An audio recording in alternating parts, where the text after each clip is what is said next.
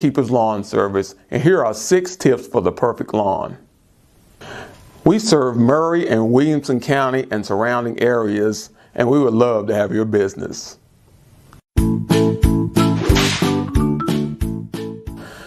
Tip number 1 is climate.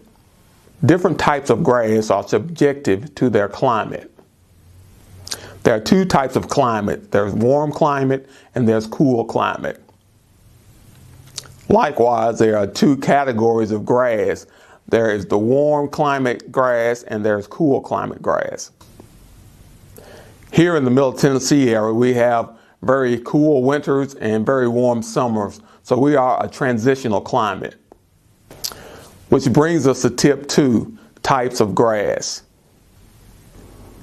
There are about 40 varieties of grass, but there are 5 that are suited for this area. The first we'll talk about is ryegrass. Ryegrass is a good blending grass. If you have bald spots in your yard, or you need to fill in an area, or you need new growth to be placed where something has destroyed your grass, ryegrass is a good choice for that. Now, ryegrass is a cool weather grass, but the only problem with fescue grass is that it has a low drought tolerance and may need watering from time to time.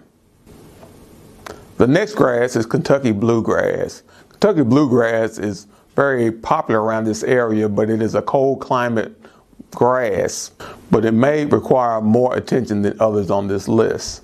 The next grass is Bermuda grass. Bermuda is a very hardy grass and it withstands high traffic. It has a high water drought tolerance. Bermuda grass is a very dominant grass and has a tendency to overtake any other grasses in your lawn. But the plus side of that is it's able to take over weeds as well. It will smother out weeds. It has a very high drought tolerance. It doesn't need a lot of water and is very good for this area. The next grass is Zoysia grass.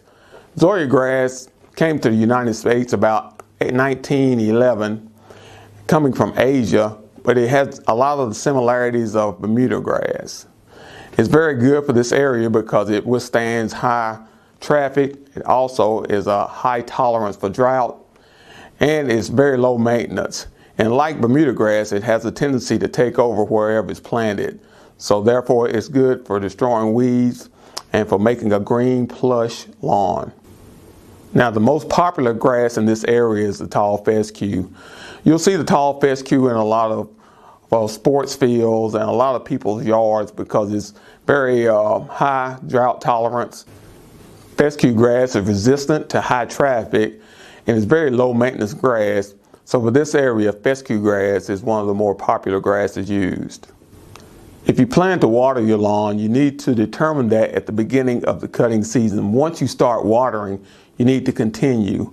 The tall fescue, Bermuda, and Zoysia grasses need very little watering because they have a high tolerance for drought. Now, the Kentucky bluegrass and the ryegrass may need more watering because they are cold climate grasses and have a very low drought tolerance. Tip number 3, fertilization. If you choose to fertilize your grass, the best time to fertilize is in the fall. If you want to fertilize and overseed, the fall is the best time of year because it will germinate your grass and the fertilizer will get into your soil. Now, you can fertilize again in the springtime as well, but if you choose to fertilize, choose a fertilizer that will cause your grass to flourish. A good general fertilizer is the Triple 15 fertilizer. It kind of covers all the bases and will cause your grass to grow very strong and very healthily. If you choose to take a soil sample, you can take it to your local co-op and they will tell you what fertilizer will be best for your grass. Nitrogen is very important to grass growth. Nitrogen, phosphorus, and potassium are the 3 main ingredients in fertilizer, and depending on your grass needs, they can be found in different quantities in different fertilizers. Tip number 4, weeds and the controlling of them. To stay ahead of your weed problem, you should apply a weeding feed to your lawn. The best time to put out your weeding feed is in the early spring. The weeding feed contains fertilizer as well as weed killer. This will fertilize your grass, giving it strong roots and at the same time, kill any weeds that might try to come up around your grass. If your weeds persist after applying weeding feed, wait till late May, early June and apply once again, because the more weeds you have, the more infertile your soil. If you have 50% weeds and 50% grass, you may consider reseeding your lawn. If your grass is taller and more dominant than your weeds, then your grass will smother out your weeds. But if your weeds are dominant, it could damage your lawn. Tip 5, proper mowing. When mowing your lawn, you should keep in mind that your grass grows as tall beneath the soil as it does above the soil. So it's important to let your grass grow taller so that your root system can be strong. Cutting your grass every 7 days is better than cutting it every 14. You should cut your grass 2 to 3 inches tall.